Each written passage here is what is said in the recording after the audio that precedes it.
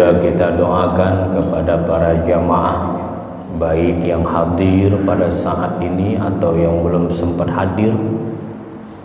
Ta'lim rutin ini mudah-mudahan kita semua sama munajatnya, diberikan kesehatan, diberikan panjang umur semata-mata dalam taat kepada Allah Subhanahu wa taala. Amin ya rabbal alamin.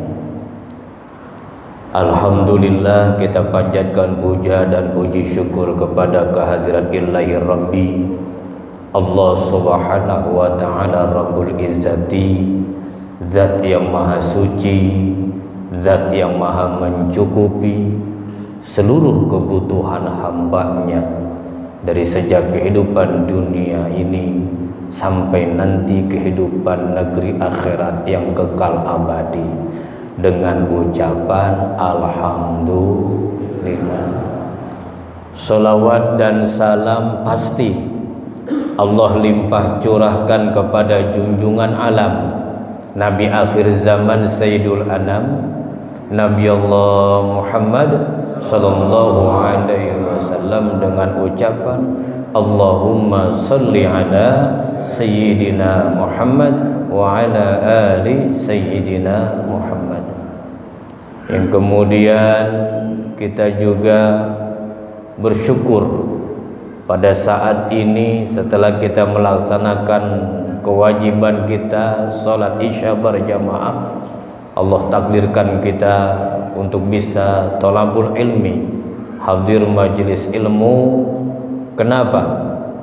Karena di akhir zaman ini para ulama kita, para guru-guru kita berpesan, di akhir zaman ini janganlah kalian jauh-jauh dari ulama, jangan jauh-jauh dari majelis ilmu, jangan jauh-jauh dari orang yang menuntun di dalam masalah agama. Karena umat itu lepas aja dari ulama, maka tidak menutup kemungkinan fitnah di akhir zaman ini akan menjadikan dia sesat dan tersasar. Na'udzubillahi min dzalik. Baik Bapak, para jamaah ta'lim Masjid Nurul Hidayah yang Allah muliakan, pada kesempatan kali ini sesuai dengan sudah dikhabarkan oleh DKM bahwasannya pada pertemuan kajian kali ini kita membahas sedikit tentang keistimewaan yang umat baginda Rasulullah sallallahu alaihi wasallam. Kenapa saya katakan sedikit? Satu, memang durasi nggak cukup kalau sampai kita menjabarkan keistimewaan umat baginda Rasul. Karena minimalnya ada 10 keistimewaan umat baginda Rasul. Justru tentu lebih banyak waktu kalau kita mentuntaskannya. Maka dalam pertemuan kali ini beberapa poin saja yang kita mesti, bahwa kita ini berbangga karena termasuk kita ini umatnya baginda Rasulullah sallallahu alaihi wasallam. Namun sebelum kita masuk mengetahui keistimewaan-keistimewaan umat baginda Rasul, tentu kita paham bahwa istimewanya umat baginda Rasul dikarenakan karena istimewanya Rasul itu sendiri. Kalau umpama kita tamsilkan, contohkan mas, seperti umpamanya tatkala kita punya tempat buku, maka tidak aturan fikihnya nggak ada mengatur tentang bagaimana kita memperlakukan tas kita yang di dalamnya buku. Tetapi ketika tas itu kita pakai untuk membawa Al-Quran, baru fikih masuk ke dalam bab itu. Kenapa? Karena di situ ada Al-Quran. Ketika malam-malam seperti ini biasa, tapi ketika malam 17 Ramadan diistimewakan. Kenapa? Karena di situ turunnya Al-Quran. Ketika kita beristirahat setelah sholat umpama, kita boleh membelonjorkan kaki ke arah mana kita hendak, tapi tatkala ada Quran yang lurus dengan telapak kaki kita, di situ berlaku haram kita untuk mengarahkan telapak kaki kita kepada Al-Quran. Ada aturan yang mesti diterapkan. Maka sebelum kita membahas begitu banyaknya keistimewaan umatnya baginda Rasul, maka dengan sedikit saja kita mengenal apa sih dan bagaimana keistimewaan baginda Rasul itu. Kita tahu bahwa baginda Rasul itu dalam Al-Quran bukan disebut An-Nas, bukan disebut Nasun, bukan. Tapi dalam Al-Quran baginda Rasul disebut dengan kalimat Basyarun. Kalimat Nasun dalam Al-Quran banyak. Salah satunya tadi yang saya bacakan, wa minan nasi may yaquluna amanna wa minan nasi, kebanyakan dari manusia baginda Rasul bukan di situ adanya. Beliau adalah makhluk basyarun. Padahal secara lafaz baik An-Nas, baik Nasun maupun basyarun artinya sama, artinya adalah manusia. Makhluk yang Allah berikan akal gorizi, dengan akalnya mampu dia mendapati kepada makrifat Allah Subhanahu wa taala. Tetapi ada perbedaan penyebutan dalam Al-Quran, selain Rasul itu An-Nas, tapi bagi beliau Basyarun. Sebagaimana Allah terangkan dalam akhir surat Al-Kahfi, Allah Subhanahu wa taala berfirman, a'udzubillahi minasyaitonir rajim, qul innama ana basyarum mislukum yuha ilayya annama wa ilahukum ilahu wahid.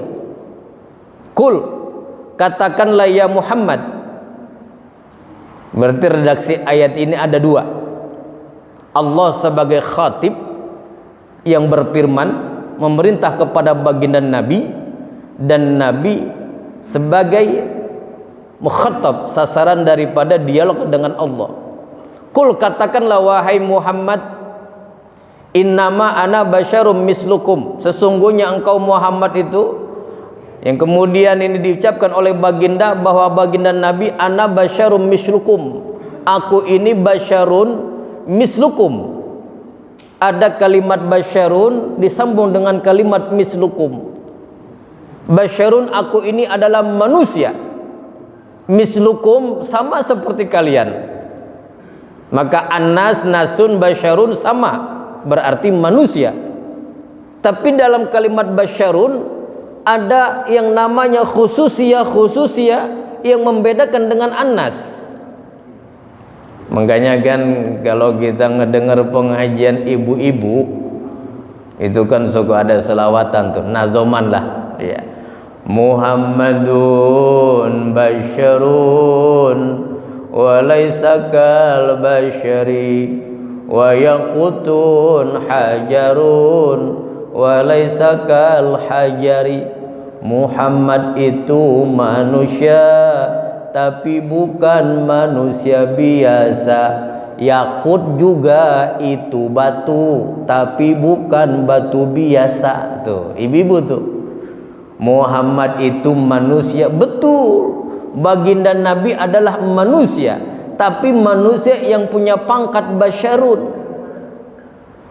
Mana itu memang sudah ditakdirkan bahwa basyarun baginda Rasul itu supaya kita mampu dan bisa untuk mencontohnya. Laqad kana lakum fi Rasulillahi uswatun hasanah. Yang kemudian laqad ja'akum rasulun min anfusikum azizun 'alaihi ma 'anittum harisun 'alaikum bil mu'minina raufur. Min anfusikum, dari golongan kalian baginda Rasul itu. Coba bayangkan kalau umpama kita suruh contoh malaikat, kita makhluk zahir, malaikat makhluk gaib, bagaimana kita mencontohnya? Nggak bisa.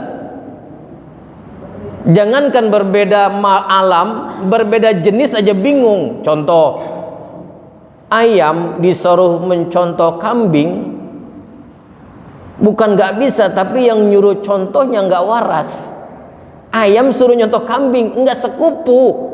Ayam suruh nyontoh ayam, kambing suruh nyontoh kambing. Kita manusia disuruh mencontoh manusia agung, yaitu baginda Rasulullah sallallahu alaihi wasallam. Muhammad itu memang manusia, tetapi dia bukan manusia biasa. Yakut, permata, intan, berlian itu juga kategorinya batu, tetapi itu bukan batu biasa. Kalau kita mungkin batu koral, Pak, 2 truk nggak ada harganya.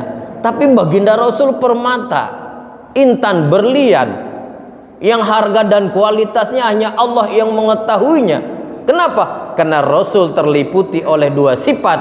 Satu sifatul basyariyah, 2 sifat yang namanya sirul khususiyah. Nah, yang mau kita contoh adalah sifatul basyariyahnya.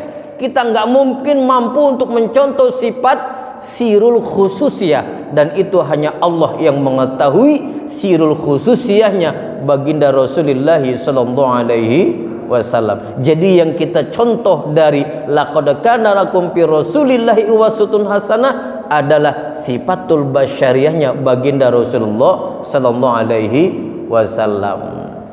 Kita minum Rasul, kita makan Rasul, kita keringetan Rasul. Tapi kan keringet kita beda, Pak, sama keringet Rasul. Keringet Rasul harumnya seperti misik, bahkan sebagian riwayat seperti kasturi. Setiap beliau pulang dari berjuang membela agama Allah, keringetan dielap sama istrinya, yang kemudian sama istrinya dielap-elap ke muka sendiri. Kenapa wangi? Kalau kita pulang dari sawah,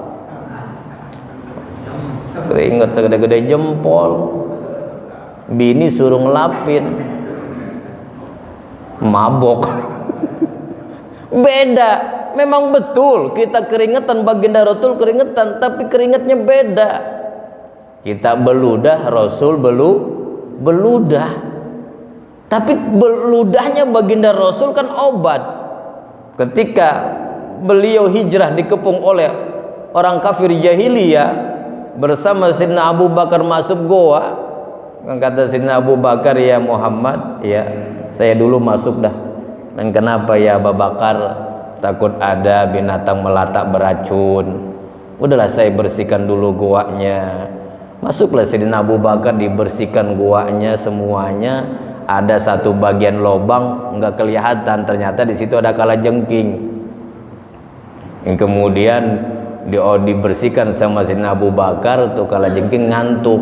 Tangan Sayyidina Abu Bakar, ya kalajengking Arab gede. Begitu sudah beres, ditahanlah Sayyidina Abu Bakar itu, tangannya kena kalajengking, masuklah ke baginda Rasul. Kemudian Sayyidina Abu Bakar itu beliau santai, melonjorkan kaki, baginda Rasul meletakkan kepalanya di atas paha beliau. Yang kemudian baginda Rasul karena lelah terperamlah, terpejam matanya. Kemudian Sayyidina Abu Bakar lama-lama nih racun, ganas reaksinya, pucat muka beliau menahan sakit, sehingga tak terasa keringat dan air mata netes di pipi baginda Rasul. Netes, Pak, di pipi baginda Rasul, nahan sakit Sayyidina Abu Bakar. Begitu netes di pipi Rasul, Rasul terbangun kaget. Kenapa kok di goa ada air tetesan? Bangun baginda Rasul, ya Abu Bakar, ya Rasulullah, ada netes air. Iya. Bukan emang bocor ini goa? Kagak. Ini air apa? Air mata. Emang kenapa Abu Bakar nangis? Enggak apa-apa. Ngomong, kamu sedih dihajak hijrah? Kagak. Sedih meninggalkan keluarga? Kagak. Takut kamu hijrah dengan saya ke Madinah? Dibilang kagak ya baginda Rasul. Terus kenapa nangis? Sakit.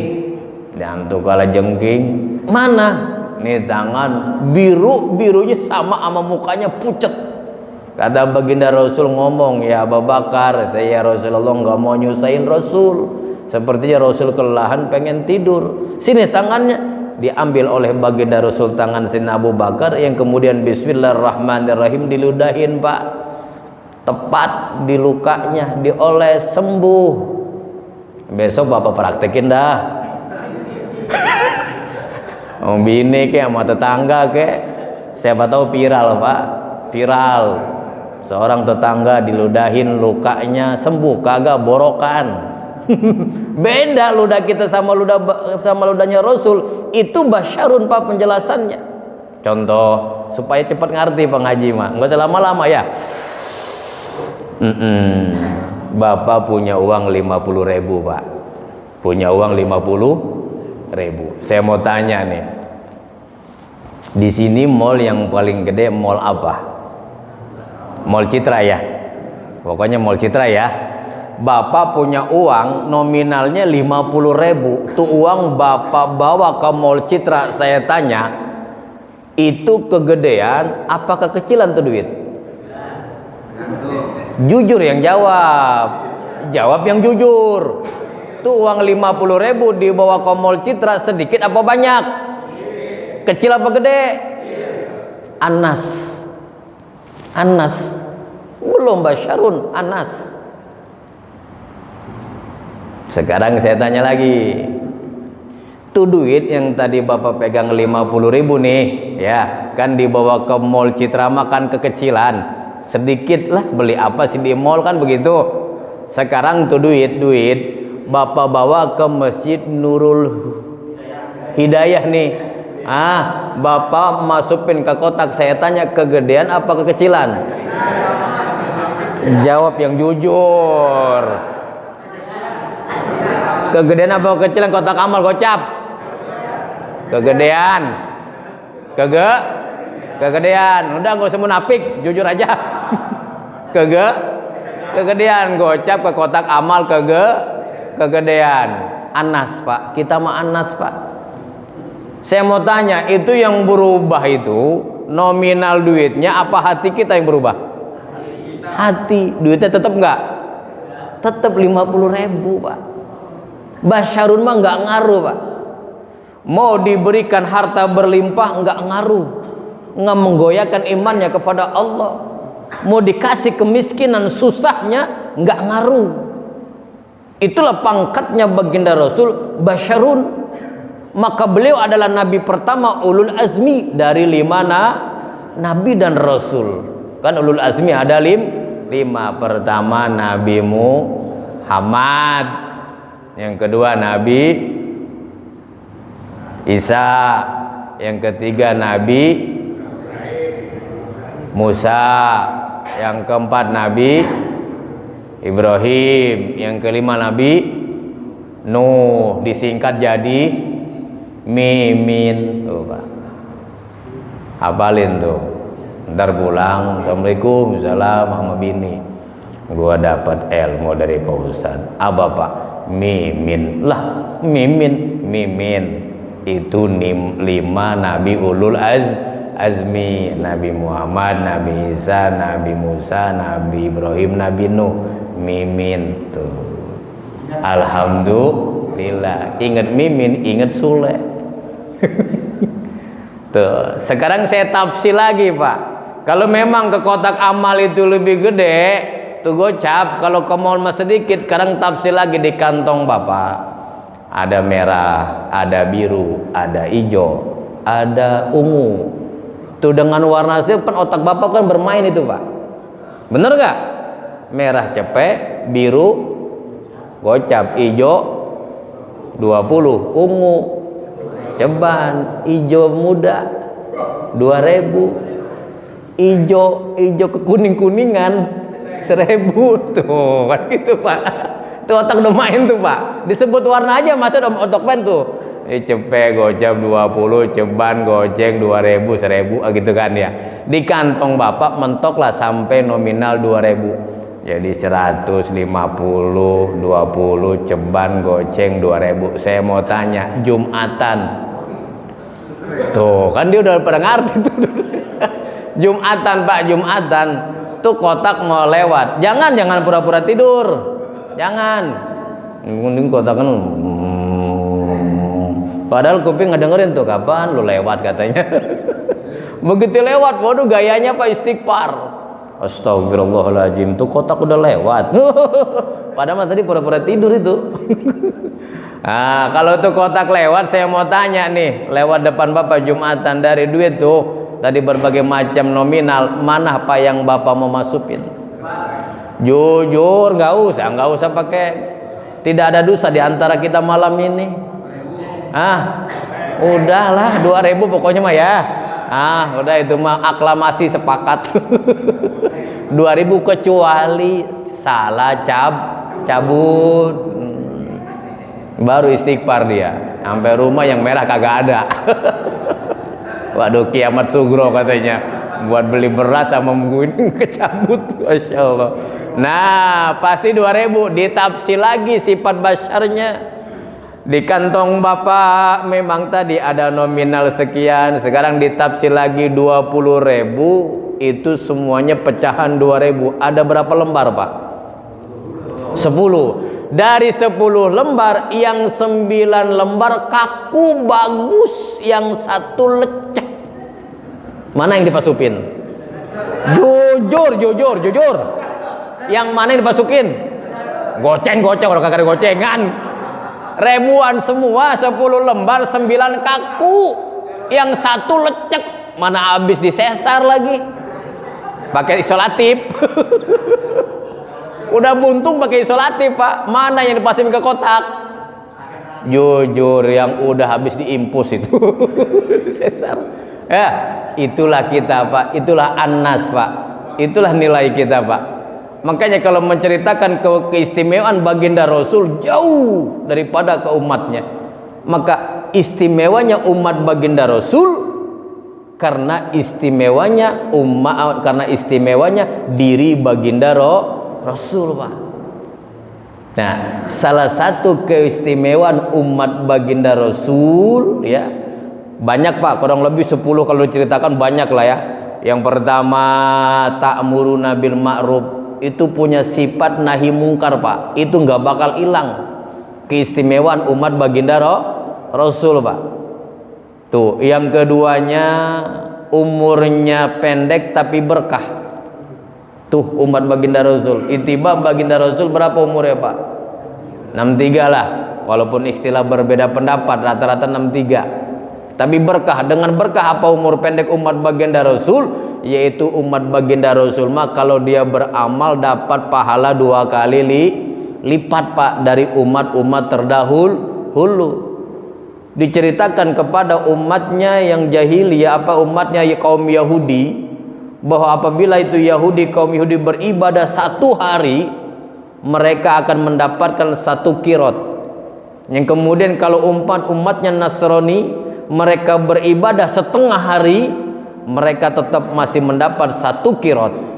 Tapi umatnya baginda Rasul, apabila dia ibadah, dalam hadisnya diterangkan dengan pakai tafsir adalah waktunya dari ba'da sholat asar cukup sampai tenggelamnya matahari menjelang sholat maghrib. Itu kata baginda Rasul, kirotun, mendapat 2 kali lipat dari umat-umat terdahulu. Alhamdulillah.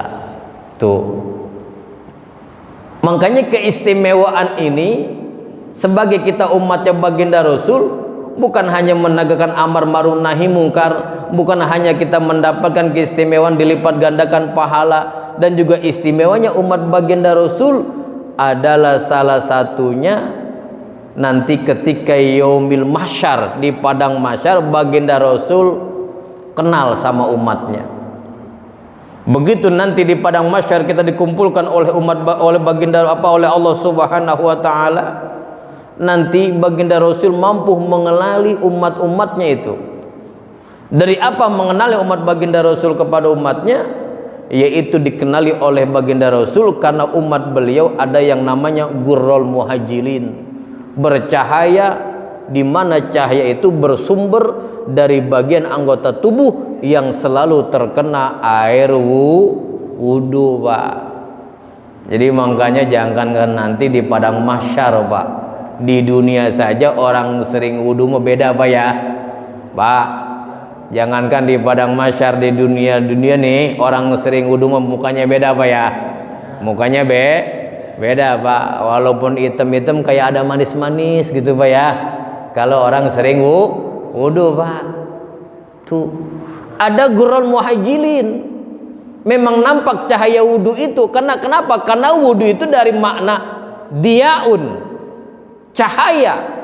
Yang kemudian cahaya itu kita letakkan pada anggota badan kita melalui dibasuh yang namanya anggota wudu.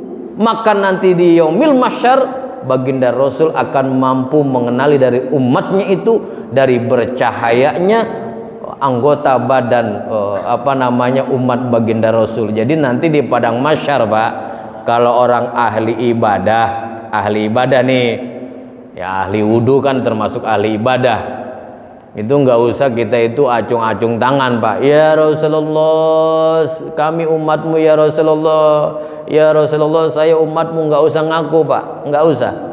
Kalau kita ahli ibadah, kita ahli wudu, nanti Rasul yang manggil kita Pak. Ya ummati ta'ali, wahai umatku sini. Kenapa? Ada gurul muhajilin, ada cahaya yang memancar yang Rasul hafal betul bahwa itu adalah sinar cahaya dari cahayanya wudu Pak. Jadi kalau nanti di padang mahsyar orang yang bukan ahli ibadah, bukan ahli wudu, ngaku-ngaku percuma Pak. Walaupun sampai dia umpama main panggul-panggulan tuh, kayak nonton dangdut tuh, main ke atas, ya Rasulullah saya umatmu. Begitu dilihat, sumpek amat tuh muka.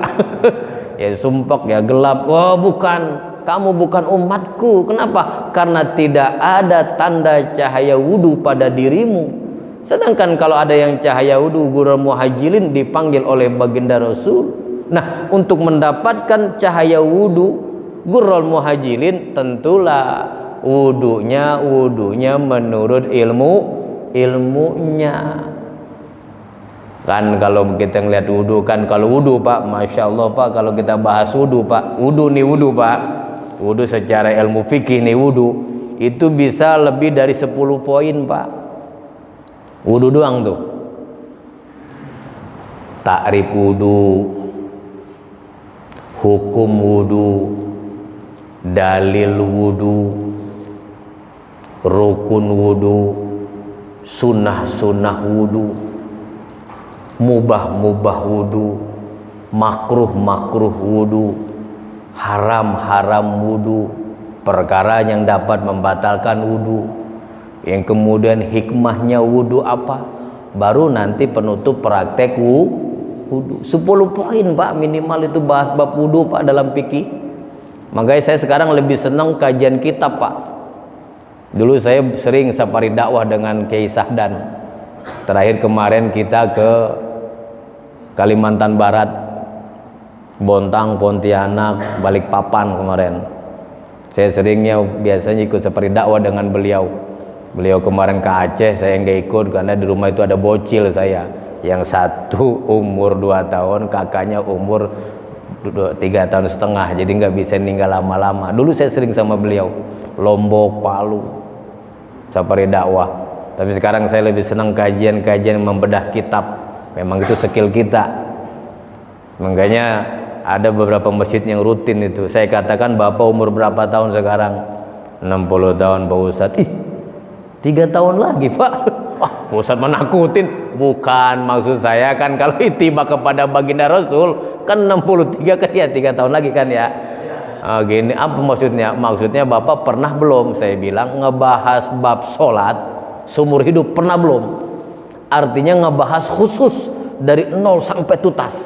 Belum pernah Pak Ustadz, belum pernah. Padahal itu yang nanti awalu ma yuhasabu bihil abdu yaumal qiyamah as-sholah.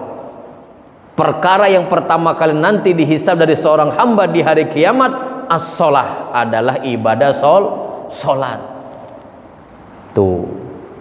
Maka faiza sholaha amaluhu, apabila sholatnya bagus ya bagus amal yang lain. Wa iza fasada amaluhu, apabila sholatnya rusak ibadah lain rusak. Begitu Pak Ustadz ya. Iya. Akhirnya ngajinya rutin Pak, tetap dulu biasa bersifat begini tausiah. Akhirnya rutin Pak, jadi bab sholat tuh khusus dari awal sampai kita bedah. Wudu juga sama begitu. Yang pertama kan ta'rif wudu, definisi wudu. Yang kemudian nanti niat wudu. Niat itu juga sama, kalau kita bedah ada 10 poin. Apa yang maksud dengan niat, apa hukum niat, apa dalil niat, apa rukun niat, apa sunnah-sunnah niat. Masya Allah Pak. Ya cukuplah 3 tahun mah, saya bilang. Mudah-mudahan nanti 3 tahun Bapak 63 lewat. Atau kalau bisa ada kasih bonus Pak Ustadz. Bonus lah 4 tahun jadinya. Mudah-mudahan udah khatam ngaji sholatnya, setahun ngamalin dengan ilmu. Kenapa? Karena kata Nabi, ibadah-ibadah tanpa ilmu mardudat latuk balu mardudatun latuk, ditolak tidak diterima. Itu Nabi yang ngomong tuh. Makanya keistimewaannya umat baginda Rasul, jangankan sampai tuntas membahas masalah sholat, wudunya benar secara hukum, itu sudah jaminan ada gurul muhajirin nanti di padang mahsyar akan dipanggil, diaku sebagai umatnya baginda Rasulullah Sallallahu Alaihi Wasallam. Tuh Pak. Nah makanya itu ada dalam surat Al-Imran ayat 31 Pak. Saya sedikit berbeda menerangkan keistimewaan umat baginda Rasul yang rahasia. Apa itu? Ketika Allah Subhanahu wa taala mengatakan begini, "Qul in kuntum tuhibbunallah fattabi'uni yuhibbukumullah wa yaghfir lakum dzunubakum wallahu ghafurur rahim." Ayat yang tadi surat akhir Al-Kahfi diawali dengan qul. Qul innama ana basyarum mislukum. Dan ayat ini Al-Imran 31 Allah juga pakai kalimat awal fi'il amar, qul in kuntum tuhibbunallah. Qul, katakanlah ya Muhammad, in kuntum tuhibbunallah, kalau mereka cinta kepada Allah, kalau mereka benar-benar cinta kepada Allah, fattabi'uni, ikutilah Nabi Muhammad. Karena hanya jalan yang dijalani oleh Nabi Muhammad sampai kepada Allah Subhanahu wa ta'ala. Yuhbib, maka nanti Allah akan mencintai siapa saja yang mengikutimu wahai Muhammad. Wa yaghfir lakum dzunubakum wallahu ghafurur rahim. 2 dapat Pak. 1 diampuni dosa. 2 dikasih kasih sayang. Maksud saya begini Pak, kita kan kalau habis sholat nih ada doa pendek Pak. Doa pendek jangankan kita, anak TK aja hafal. Jangankan kita, anak TK saja hafal. Orang tua kita dulu menamain ini doa, namanya doa sapu jagat. Sapu, kita tahu fungsi sapu membersihkan sampah, dikumpulkan masuk ke tempat sampah pakai sapu, begitu banyak sampah pasti hilang. Jagat semua ini raya, hafal semua doanya. Dan doa ini jangankan kita sendiri Pak, kan kalau riungan, marhabaan, ngasih nama anak pasti ditutup pakai doa ini ya, Rabbana atina fid dunya hasanah wa fil akhirati hasanah wa qina. Itu bonus Pak dari ayat tadi, qul in kuntum tuhibbunallah, bonusnya itu Pak, kalau paham. Sekarang saya mau tanya, ini semua yang hadir di sini pengen masuk surga kagak? Gede, lemes amat ke surga. Pengen masuk surga kagak? Nah, jangan bapak preman di terminal ditanya surga, preman Pak, Mas, iya sampein preman sini, preman, surga neraka, surga. Jamaah ini udah ahli sholat ditanya surga. Semangat Pak, pengen masuk surga kagak? Insya alhamdulillah, pengen masuk surga Pak. Rabbana, ya Allah ya Tuhan kami, ati, semoga engkau memberi, atina, semoga engkau memberikan kepada kami ya fid dunya, di dunia ini, hasanatan, kehidupan yang baik. Sekarang saya mau tanya, siapa yang pengen hidup di dunia sengsara? Nggak ada, Pak. Pengen semuanya hasanah, Pak. Wa fil akhirati, bahkan nanti kehidupan di akhirat juga pengen hasanah. Saking pengen dapat hasanah di dunia dan dapat hasanah di akhirat, ada orang kaya munggah haji,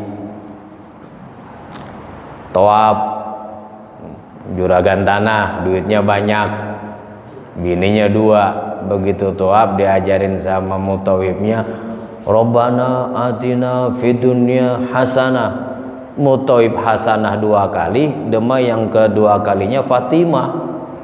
Rabbana atina fid dunya hasanah wa fil akhirati Fatimah wa qina azam. Ditanya sama mutawifnya, pan ganti Pak Haji, lu kagak lihat bini gua bawa semua, yang ini yang tua hasanah, yang muda Fatimah, gua pengen diulang-ulang.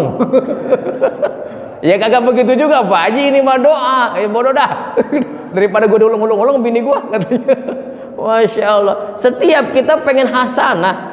Nah, hasanah di dunia, para ahli mufasyirin itu menafsirkan adalah diberikan umur panjang dan berkah, mau ibadah kepada Allah, diberikan rezeki yang halalan thayyiban mubarakan fi. Rezeki yang diberikan Allah bukan hanya berkat tapi halalan thayyiban, enak dipakainya, enteng dipakai ibadah, itu rezeki. Terus punya ilmu yang bermanfaat, punya keluarga sakinah mawadah warahmah, anak-anak yang soleh dan soleha, nanti meninggal dunia husnul itu kan Pak, atina fid dunya itu wafil akhirati hasanah, dan nanti kebaikan di akhirat mufasirin juga sepakat. Apa itu? Dimasukkan ke dalam surganya Allah Subhanahu. Tapi jangan lupa, itu doa ada ujungnya, wakina azab. Kenapa ditutup pakai lapat wakina azabannar? Ini khususiyah bagi umatnya Rasulullah, Pak. Sekarang saya mau tanya, Bapak masuk surga murni apa masuk surga transit dulu di neraka?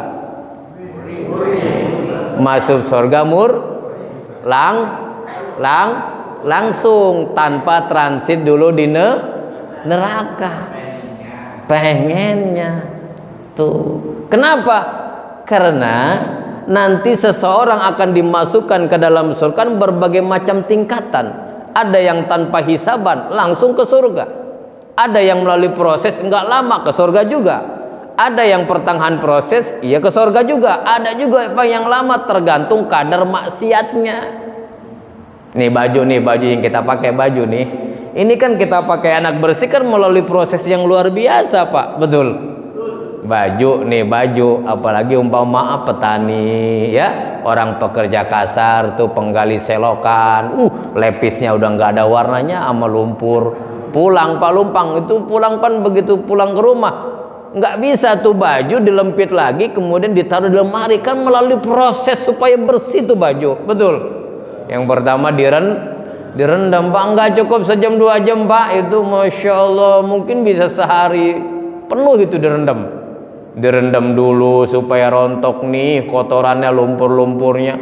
Udah direndam begitu kemudian sama istri kita dibanting-banting, diinjak-injak tuh celana kita.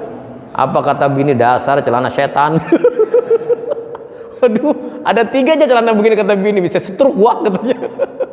Tuh Pak perempuan tuh. Dan kemudian setelah itu baru kemudian disikat, nggak hilang dengan diinjak-injak, disikat sama bini kita Pak. Habis disikat kemudian dibilas lagi, kemudian disabunin lagi sampai benar-benar itu noda hilang Pak dari pakaian itu.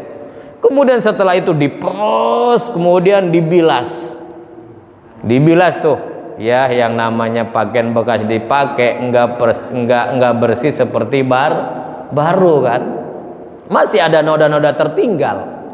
Kemudian sama bini kita udah dibilas itu baru mau dijemur. Sebelum dijemur kan diperas lagi itu Pak, diperas lagi sama istri kita, yang kemudian sebelum dijemur digibrikan tuh, gelepak tuh sama bini kita.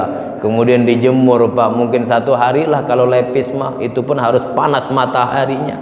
Begitulah Pak manusia, ketika dia badannya banyak kotor maksiat di muka bumi ini, oh nggak bisa, mesti ada proses. Ente memang bakal masuk ke surga, tapi ada kadar maksiatnya mengotori diri ente, kudu masuk dulu transit ke dalam neraka, digodok dulu Pak, dilecekin dulu, kalau kata bahasanya dimasukin dulu ke mesin cuci, kan begitu. Kapan berapa lama? Atuh kadar sesuai kadar maksiatnya. Tuh makanya kan kita kalau habis sholat kan suka dibiasakan Assalamualaikum warahmatullahi, Assalamualaikum warahmatullahi, baca istighfar, Pak. Minimal habis sholat. Syukur-syukur sih hafal Sayyidul Istighfar, hafal Sayyidul Istighfar, pemimpin istighfar Pak. Tuh.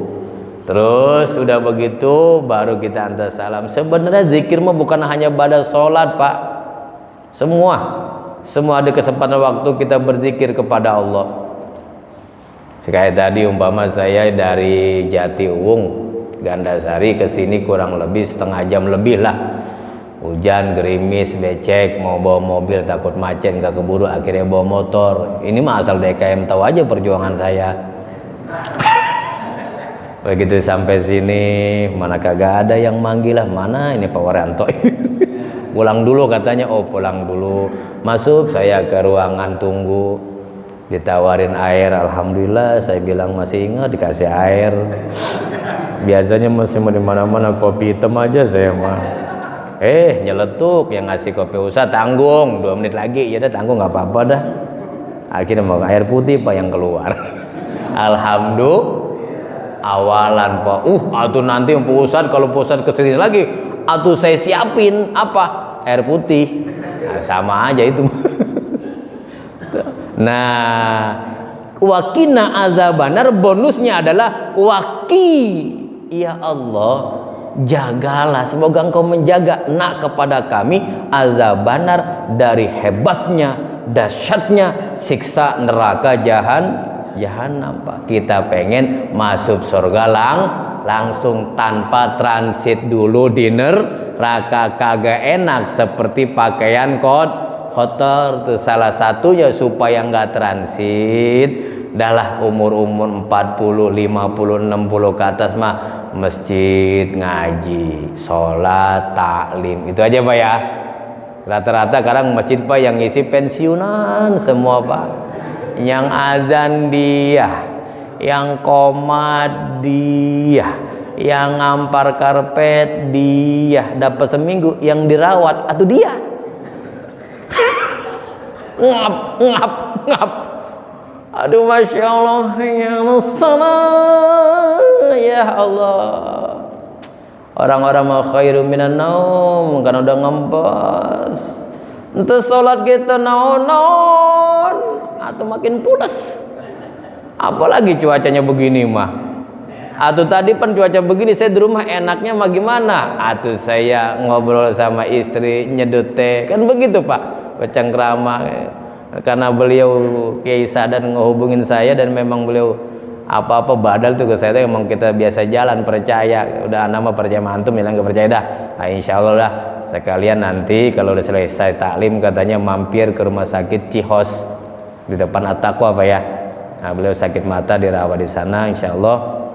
Saya setelah taklim mampir, jadi mungkin ini nggak bisa lama Pak ya, nggak bisa nggak bisa lama dikarenakan mau nengok Kiai Sahdan, takut cuaca juga begini, dan memang kan yang nggak usah lama-lama pan amplop mau dilem Pak. Bercanda Pak DKM, nggak usah serius. Itu saja taklim kita pada kali ini. Begitu banyak keistimewaan umat baginda Rasulullah Sallallahu Alaihi Wasallam.